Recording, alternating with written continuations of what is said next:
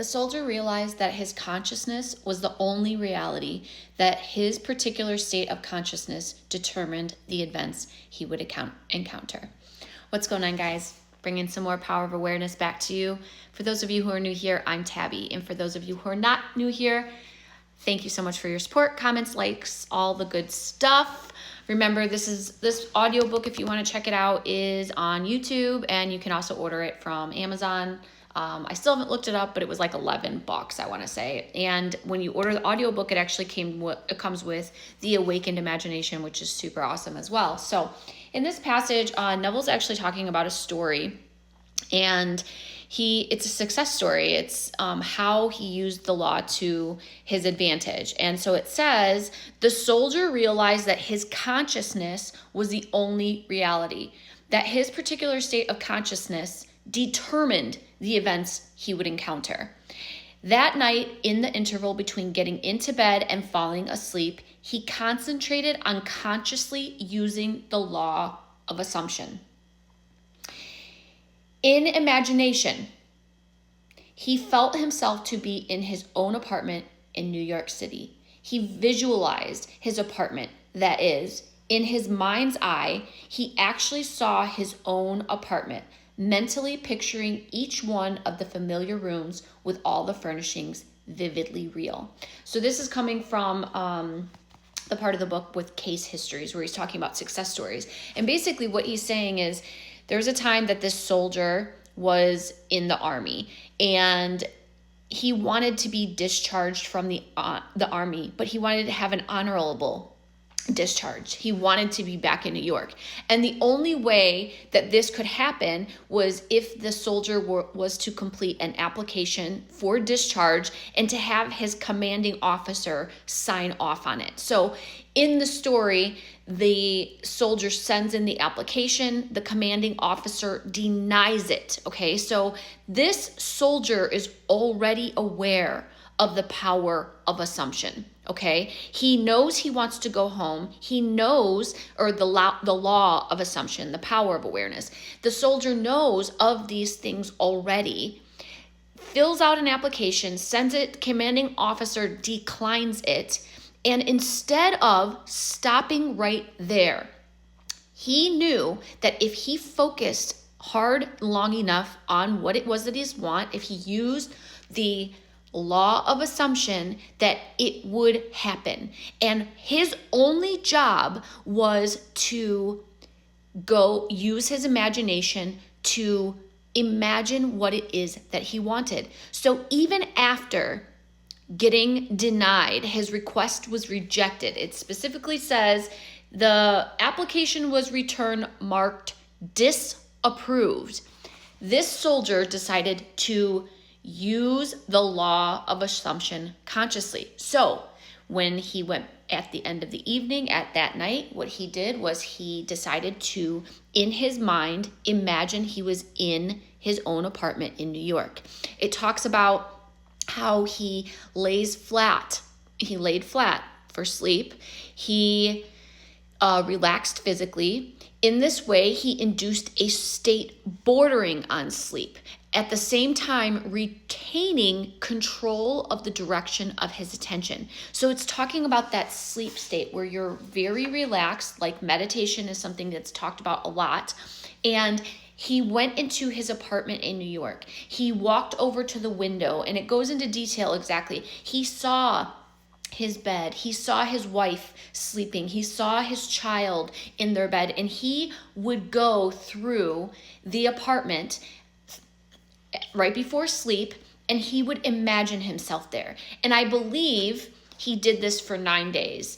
And at the end of the 9 days, his commanding officer came to him and said, "Do you still wish to be discharged?" And he said yes. And the commanding officer said, "Refill out the application." So he did.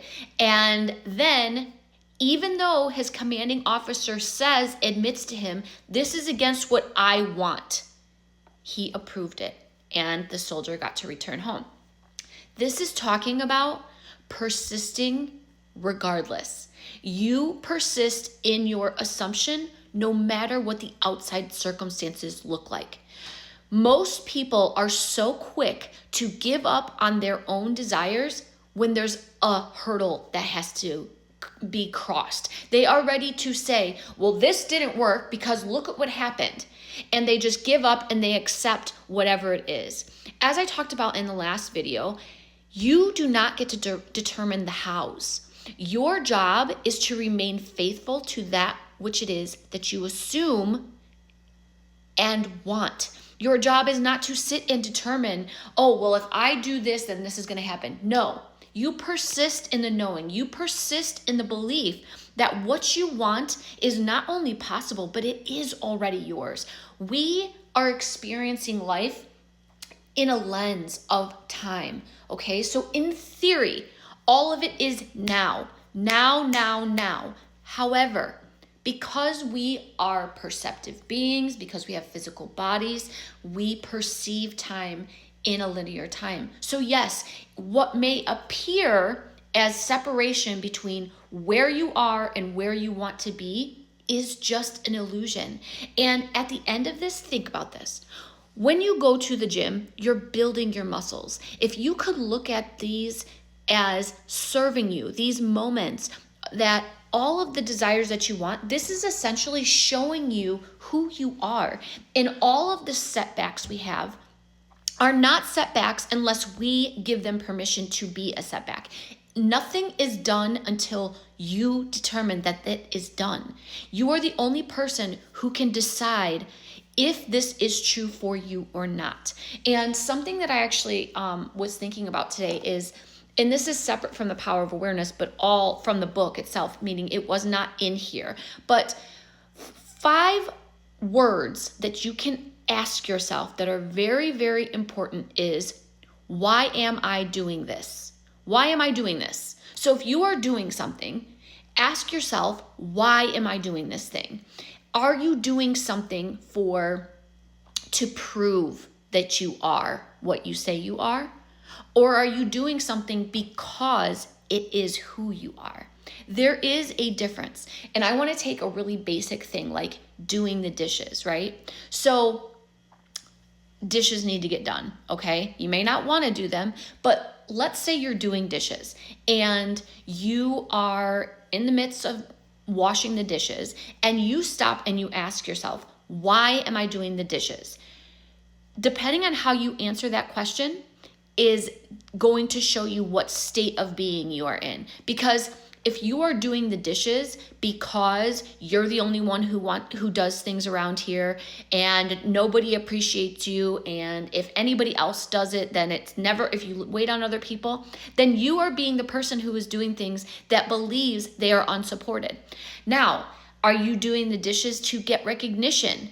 Because you could be doing the dishes to look for somebody else, like your husband or your spouse or your kids, to come in and say, oh, thank you so much, this looks amazing, blah, blah, blah.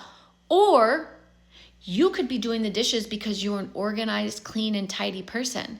You could be doing the dishes because keeping things tidy is important to you because you're the type of person who is organized, and you are doing the dishes because it's just your day, that you have a very supportive family. Everybody pulls your weight, and today is just my day for dishes.